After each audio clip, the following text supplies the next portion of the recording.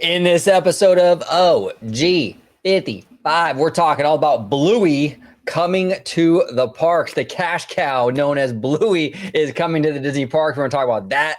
We're going to talk about a rumor about the magic and the wonder, a very, very sad rumor. And we're going to talk about the Rivers of America being converted into Cars Land and Villains Land. And we're going to talk about that as well. There is news on that front. We got a lot to dive into. Italiano, are you ready to rock and roll? Here we go on OG55.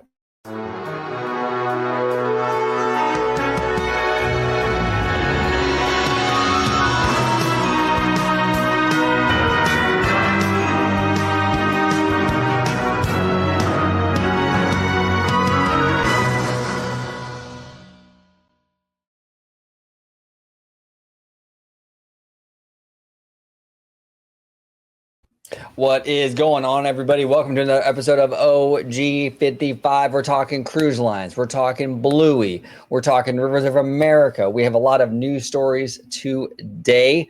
George, welcome back, sir. Glad to be back, and always a good time discussing parks, cruise line, studio, all that good jazz on OG55. So it's always a good time. Absolutely. Where can they find you on social media, sir? Absolutely. You can find me on X, formerly known as Twitter, at Disney George. You could also find me on Instagram, Threads, and Blue Sky under the Disney Italiano. And of course, you can find me right here on my home base on Orange Grove 55 with Citrus Corner with all that sweet, juicy, but sometimes sticky Disney news and info. There we go. All right, here we go. Let's dive in. We'll start with Bluey. Everyone loves Bluey. Let's start with Bluey. This is from our friend, Mr. Scott Gustin. New Bluey is finally coming to Walt Disney World, Disneyland Resort, and the Disney Cruise Line. Okay, starting in January, so pretty soon, just a few weeks. Bluey and Bingo will join Disney Cruise Line voyages originating from Australia. So that's interesting. When I went on the Wonder, which we will talk about the Wonder later on in the show. But when I had my very first Disney cruise on the Wonder back in 2022, they were getting ready. The cast members were getting ready for the Wonder to make its way over to Australia. Is it still over there, George? Do we know if that's still a ship that's servicing that area, or do we? As of right now, I believe the Wonder is kind of a little bit all over the place, but I do think that it is set for some more 2 to 3 night, possibly maybe even some 4-night Australian cruises. Okay, interesting. It says here, Josh D'Amaro, quote, Bluey has become a household name for families around the world, and we are thrilled to bring her story. See, I don't watch Bluey. Bluey's a girl? They're both girls. Yeah. What? Oh, yeah. You just blew my mind. Yeah, Bluey and Bingo are both girls. Wow, that blew my mind. Bluey has become a household name for families around the world, and we are thrilled. See, I don't have kids, so you know what I'm saying? I don't watch it. But I heard it's a great show. Household name for families around the world, and we are thrilled to bring her story to life in new ways. We can't wait to watch our youngest guests and their families make memories with Bluey in our parks and on our cruises. I mean, this is wild, right? Mm-hmm. I remember there was a lot of news not too long ago. There's a lot of discussions about, I think it was around D23 when we had the D23 photo opportunity with Bluey, right? A lot of fans were saying, maybe they'll announce something with the parks. They never did. I don't remember what park it was. I think it might have been SeaWorld, but I could be wrong on that. Don't quote me on that. Don't hold me to that. But I believe that some other theme park had the Bluey rights for a little while now. Mm-hmm. That deal must have maybe expired. I'm not really sure. Because Disney is trying to get slowly but surely back to what it almost was. In the very beginning, I forget the company that actually owns the full rights of Bluey, but they were looking to sell the rights fully to Disney, and Disney didn't want it.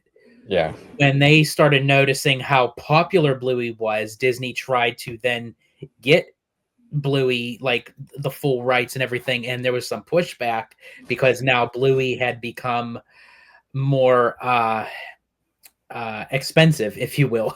So I think that they're probably now kind of like working on ways of gaining the rights more and more into the Disney family. And it wasn't a surprise to me that when they held a Bluey photo op at D23, even though everyone kind of saw that as hinting that, oh, Bluey is going to make appearances now in the parks and nothing was mentioned. But as we always say here on the channel, Disney doesn't do things and it's a coincidence. No, We're no. literally beta testing to see how people would react to, oh, if we did have Bluey in the parks, would there be a line for a meet and greet? Well, obviously at D23, you know, she definitely got the line moving. So, and then also too, with this announcement, now this kind of makes a little bit more sense why they didn't put Monsters Inc. in the animation courtyard, because not only is the new Little Mermaid show going in there, that's also where Disney Junior Live is. So Bluey might be making her permanent, no, excuse me, not permanent, but a limit, right now permanent home at the Disney Junior Live show building.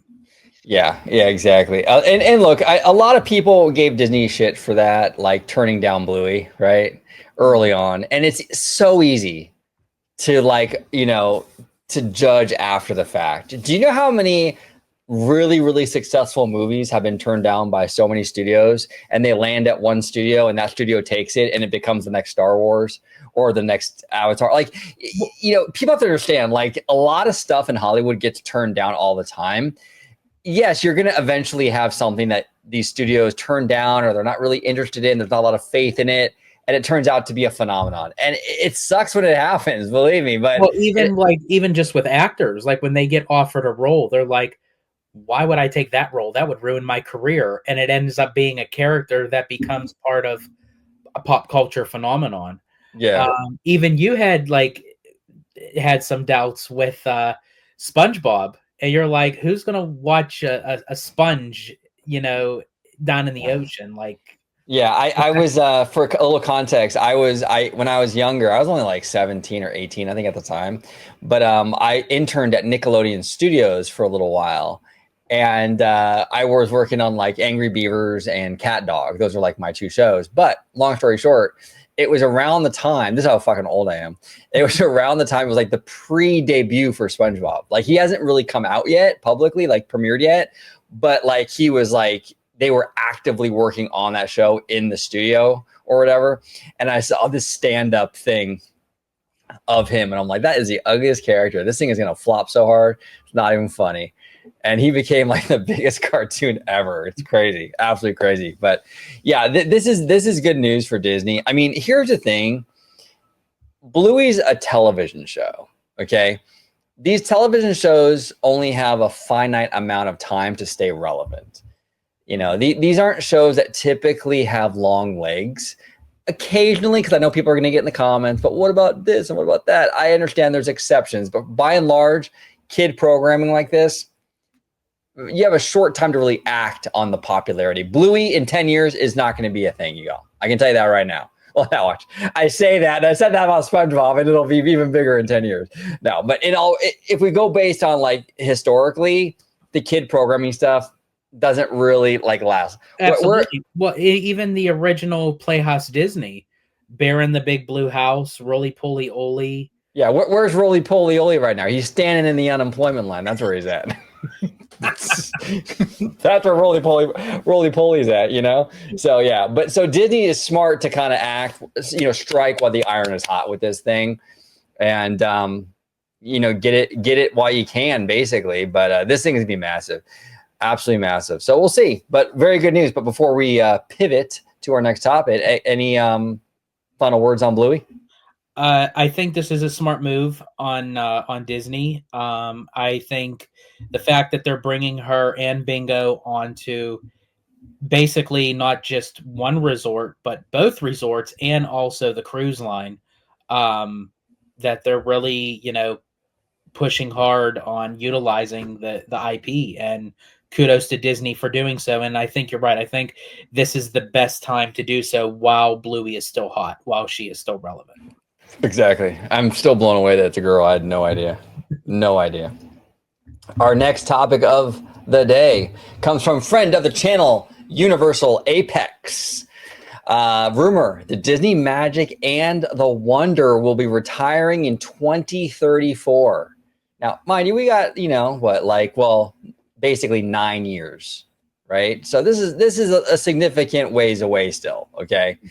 Not too And this shocked. is still a rumor too. It's still a rumor, exactly. But I mean, to be honest with you, it kind of makes sense. Disney is expanding their Disney Cruise Line fleet pretty significantly. These are physical things. There's only so many ports in the world, basically. Only so many places they can kind of put these things. I mean, eventually they're going to have to offline some of these. And these are the older ships.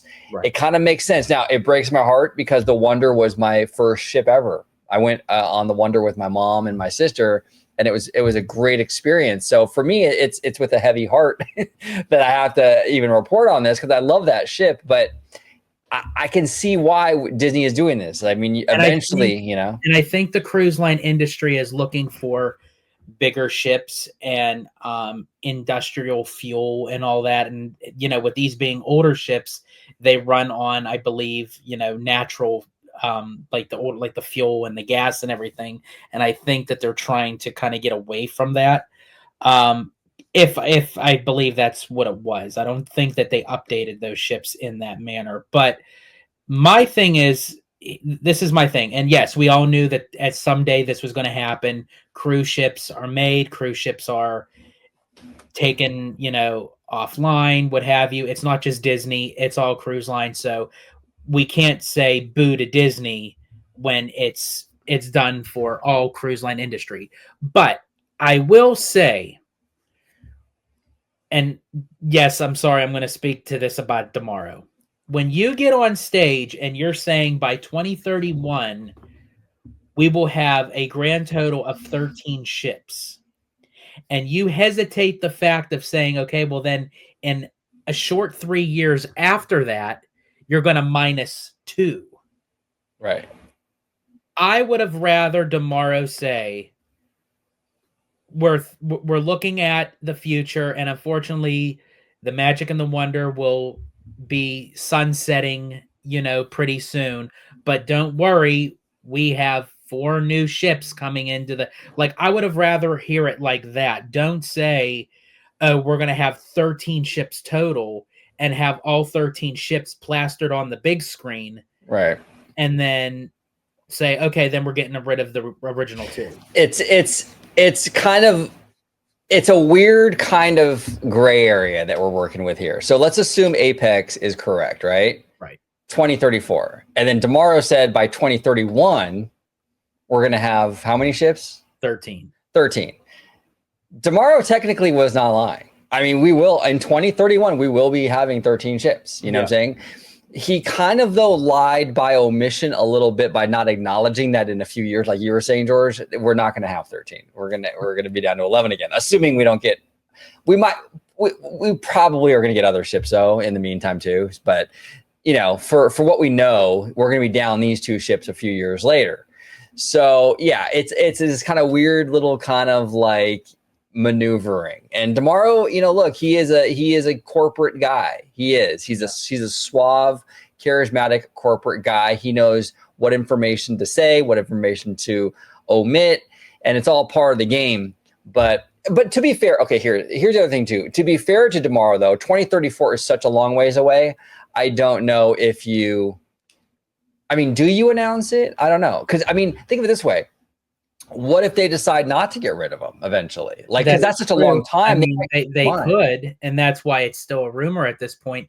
And also, too, it was announced recently that Disney is looking to expand the cruise line industry, not just with the ships, but have a bigger presence into the experiences. So they are anticipating that a lot of revenue is going to come out of the Disney cruise line industry over the next decade. So Disney may not want to cut those 2 ships right away unless maybe they're going to have like replacements or what have you on top of the new ones that are all already coming out. You know, maybe you're right. Maybe by that time they may be retiring the Magic and the Wonder, but they may be bringing 2 more ships after the 4 that still keeps it 13. They probably will. They've been pretty aggressive, pretty aggressive with the cruise line stuff. Really investing in that wing of the company, and I think that's going to continue. So that's in basically a decade from now, 9 years essentially, but that's basically a decade from now. That's a long time.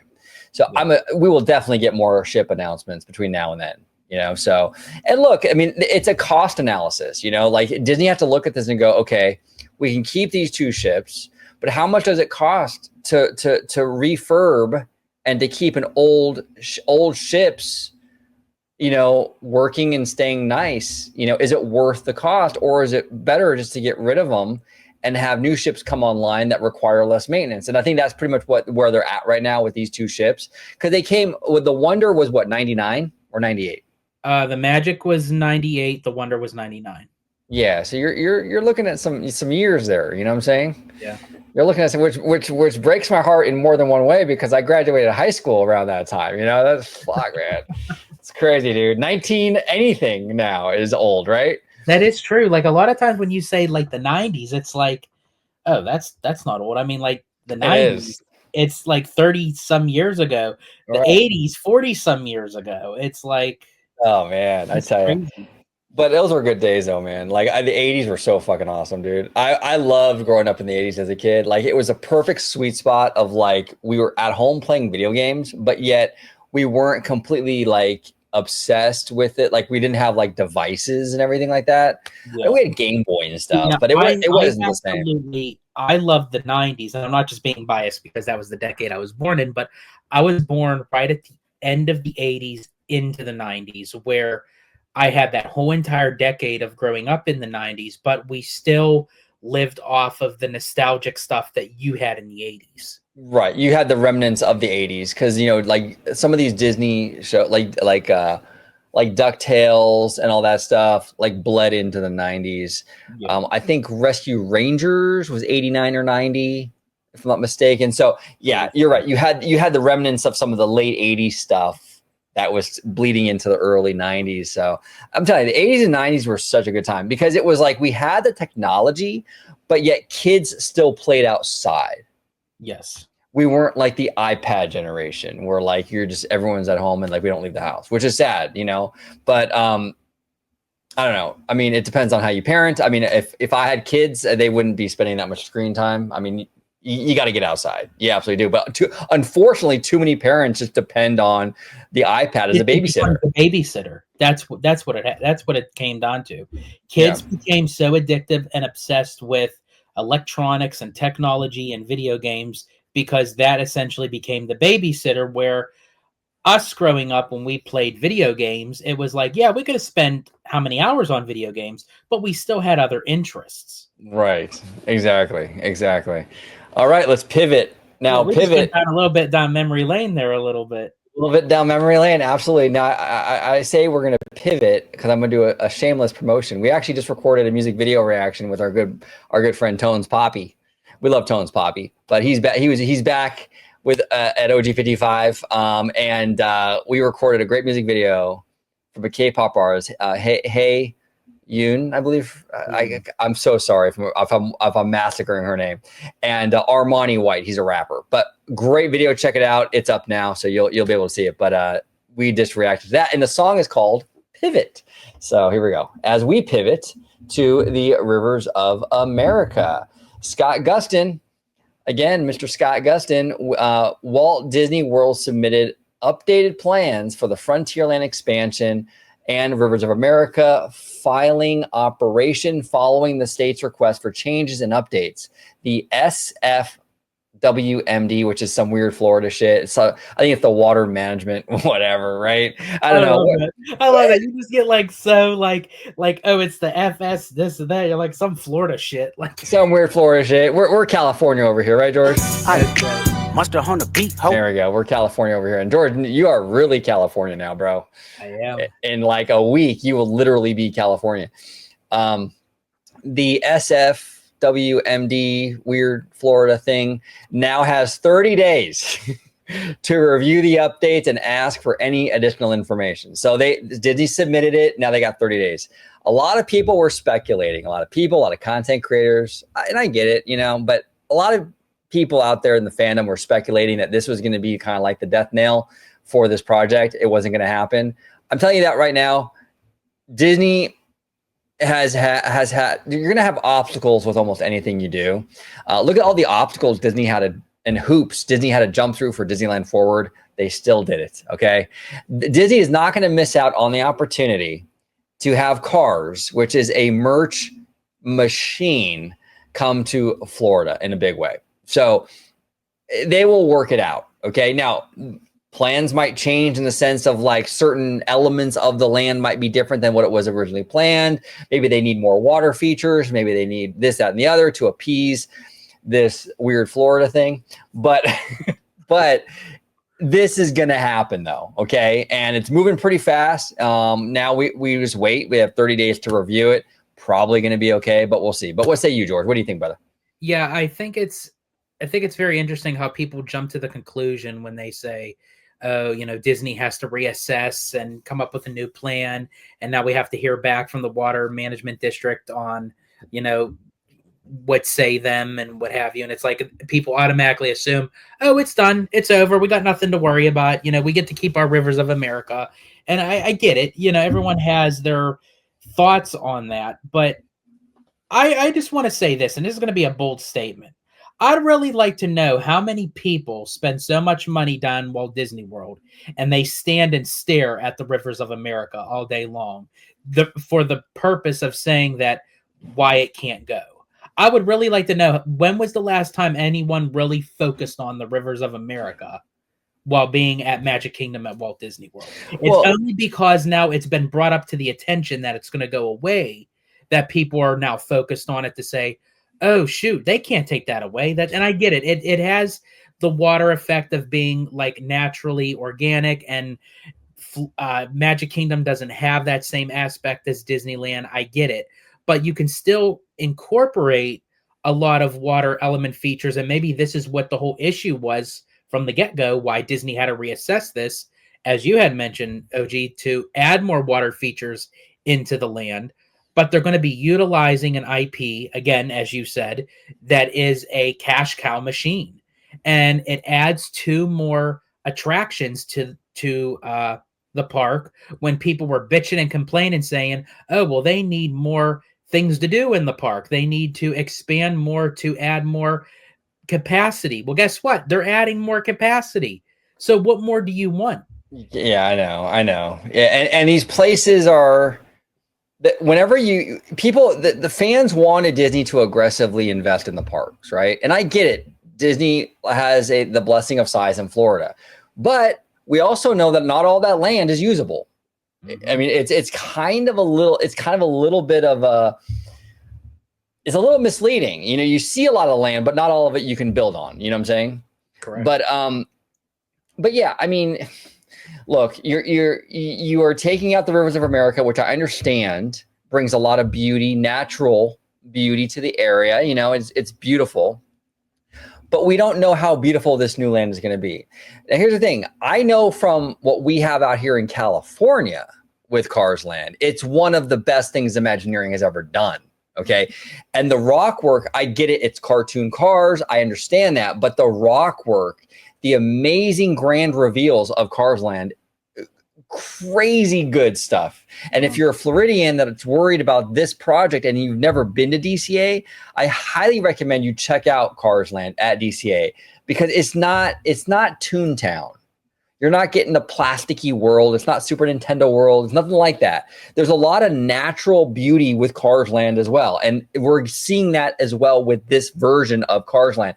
And actually, this version that's coming to Magic Kingdom is going to incorporate some kind of like national park vibes, which we haven't really seen, Imagineering do with this franchise. I think it's going to be gorgeous. Absolutely gorgeous. My only quibble with it, my only squabble, because, Hi, Monster on the beat. my only squabble to keep it, in theme with Kendrick, The only squabble I have with this concept art as we see it now, which it will likely change because of the water management thing, they could use little more water.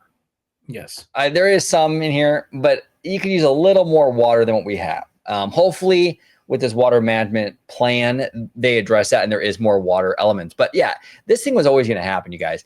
First of all, Cars is a huge franchise in and of itself, but that's not even to mention the juggernaut that is the villains. Mm-hmm. I mean, that's basically like the Disney Princess franchise. I mean, that's $1 billion industry. Okay. So I can understand from a business perspective why they're doing this.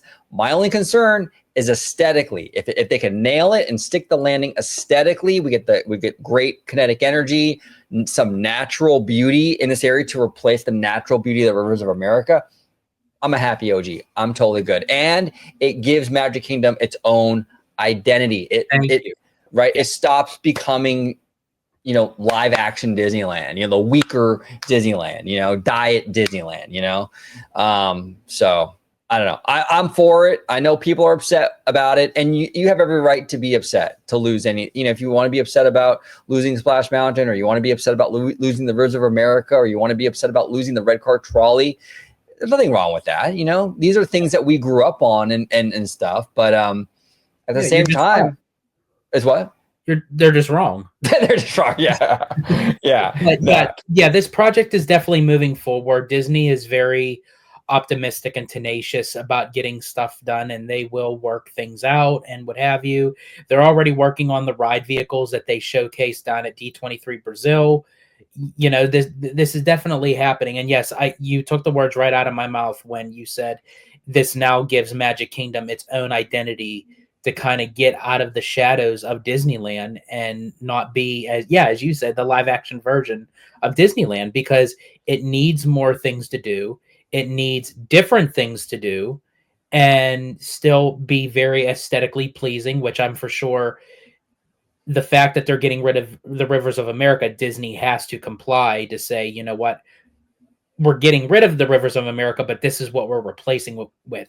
Right. It can't fail. It can't be something less than spectacular. Yeah. And I've said it before, and I know people are going to hate me for saying this. I mean, not everybody, but, there's a lot of hate for Bob Iger, and I get it, but and he's not perfect, believe me. He has done some shit things. Okay, the transition handoff between him and Chapek was absolutely atrocious. It was horrible. Mm-hmm. It almost destroyed the company. You know what I'm saying? It did almost. It did not, but it almost did. It could have. It had potential to do that. But if we look at the first tenure of Bob Iger, okay, he knew how to manage the financials with the budgeting and all that stuff with the creatives. He understood how to balance that. We saw time and time again, whether it was Cars Land, Buena Vista Street, World of Color, Pandora, Galaxy's Edge. I mean, how many different examples do I have to show you how much good stuff, really high quality stuff, what we got from the parks on Bob Iger's watch that first go around? Mm-hmm. I have no reason to believe that he can't do that again. The only time that we really saw kind of a gap in some of that quality was when Chapek was kind of getting more and more power, right? So Galaxy's Edge was actually a really quality land, but Chapek came in, he inherited it from Tom Staggs, and when he came in, he started cutting shit. He cut the restaurant, he cut the Bantha ride, he cut the entertainment. So that wasn't on Bob Iger, that was Chapes, you know what I'm saying? And then he became CEO, and then it got crazy. But Bob Iger has shown as CEO, he knows how to manage this stuff fairly well. Now, with that said, my only concern isn't so much Bob Iger, but everyone seems to focus on him. That's why I brought him up. But my concern is more Daddy Josh. Hopefully he doesn't fumble the bag with this thing. And hopefully Bob Iger doesn't let him. You know what I'm saying? Because of what happened with Chapek. Because of what happened with Chapek. And hopefully Josh has the wherewithal, and I think he does, to understand he can't do that because he is running to be CEO. So we'll see. And then also to whoever does become CEO has to know the fact of the past events that occurred cannot occur again. Exactly. So they also have to be schooled on what not to do that actually of the events that happen to say, so we don't end up in a situation like this again. Exactly. And to be fair to Chapek, because I'm going to be fair, I'm not going to just shit on the guy every chance. You know, I mean, he wasn't good. He wasn't great for sure. But we also had a once in 100 years pandemic right in the middle of all that, too. You know what I'm saying? So to be fair to Chapes, that occurred and that did impact a lot. You know what I'm saying? The company was, there was a point there where we didn't know what the company was going to look like. You know, the parks were unable to operate. Movie theaters were shut down. The only thing making any money was the streaming service at that point. So that played a role in all of this too. So, but we're so far beyond that now. The pandemic, it's what, 4 years out now, almost 5 years. But I will say, I'm glad that they got the streaming service up and running by that time, because that was their bread and butter for that era. For the lockdowns. And that's why the flywheel, the synergy machine is so important. When park fans tell me just focus on the parks, no, everything needs to run smoothly, because what happens if you have the streaming service was keeping the whole fucking thing afloat for a while because of the pandemic. Now the parks are kind of pulling the weight, right? Yes. But that's the beauty of it. That's why Disney has survived 100 years, because they can do that. They can adjust. Well, and it's not like there's anybody that's relevant that says that the studio comes first, right? No. I don't think anyone relevant ever said the studio came first. The real heartbeat of this company was, is, and will always be the film business. Oh, but that guy did. Yeah. I did. Roy Disney said the studio comes first, and it will always come first. So, and he's absolutely correct. But Italiano, some fascinating topics today. Bluey. I learned a lot. I learned Bluey as a girl. That's amazing. We have the wonder and the magic possibly going away in 2035 or 34. And this Rivers of America reassessment news. So it's interesting. But any final thoughts before we get out of here? One last final statement I have. Speaking of the Disney Cruise Line, at the time of this recording, tomorrow will be the official maiden voyage of the Disney Treasure, December 21st, 2024. It'll embark on its first journey, having a full capacity of ship, of passengers and what have you. I know a lot of influencers, vloggers, YouTubers were able to be on the Treasure. They covered a lot of the ins and outs. It does look like a very beautiful ship. I can't wait to experience it myself. Don't know when that'll be, but it's more themed to Aladdin, where Aladdin and Jasmine are on the magic carpet ride, which everyone knows that's my all-time favorite song. So I absolutely love that. But yeah, I just wanted to throw that out there, that the Disney Treasure will be officially online starting tomorrow, December 21st. Yep, absolutely. Beautiful ship. I think it's getting better reviews than the Wish did initially. So that's good. Absolutely good. So thank you all so much for watching this latest edition of OG 55. We have a lot of content coming up. We got Sam Chat. I don't know if you guys remember Sam Chat from a while back now. It's been a while. But Sam Chat is going to make his grand re-debut, his grand return to OG55 very, very soon, in the next couple of days. So he's coming back.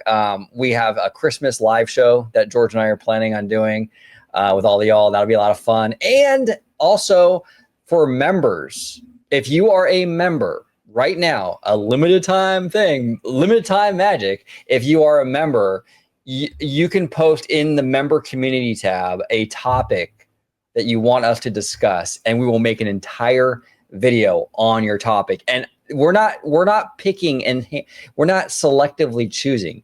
Anyone who puts their topic in that thread in the member community tab, anyone who puts their topic in there, we will guarantee you we'll make a video on it.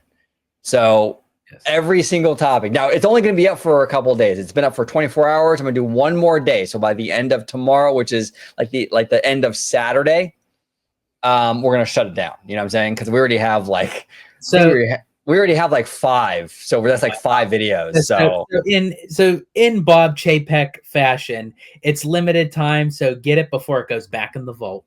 Yeah, I might go back in the vault, but we're probably going to do a lot of this kind of stuff again, where I really want to get more interactive with our members. And a lot of times people come up to us all the time and say, hey, I'd like you to talk about this or talk about that. Well, if you become a member here on OG55, we're giving you that opportunity, and you're guaranteed to have that video made. It's going to happen within reason. If you post something in there that's fucking weird, no, we're not going to do that. But like, you know, really crazy shit. But like, if it's anything you want, like whether it's the park stuff, the studio stuff, if you want us to talk about something else that's not related to Disney, we'll make that video. So just put your topic in there if you're a member, and it'll guaranteed be made into a video. And who knows, maybe we will have people that submit their topics, have them join us in on the video. I know Mr. Matthew Murr asked me about his topic, and he joined us. And yes, Matthew, I know I haven't gotten back to you on the DM, but you can absolutely join us in your video. So I will reach out to you. But that's also a thing, you know, so just to let you all know, just want to, you know. So anyway, I know not everyone knows that because it's a member tab in the community tab. So I wanted to make it public to everybody so they're aware of that if you are interested in becoming a member. But speaking of members, we're going to end this video with the lovely, the beautiful, and amazing Asian Queen with 3 E's on Instagram. She's absolutely amazing. We're going to end it with her. And thank you so much for watching this episode of OG55. And until the next time, take it away, Miss Asian Queen. Thank you for watching OG55. If you aren't already, consider becoming a member today.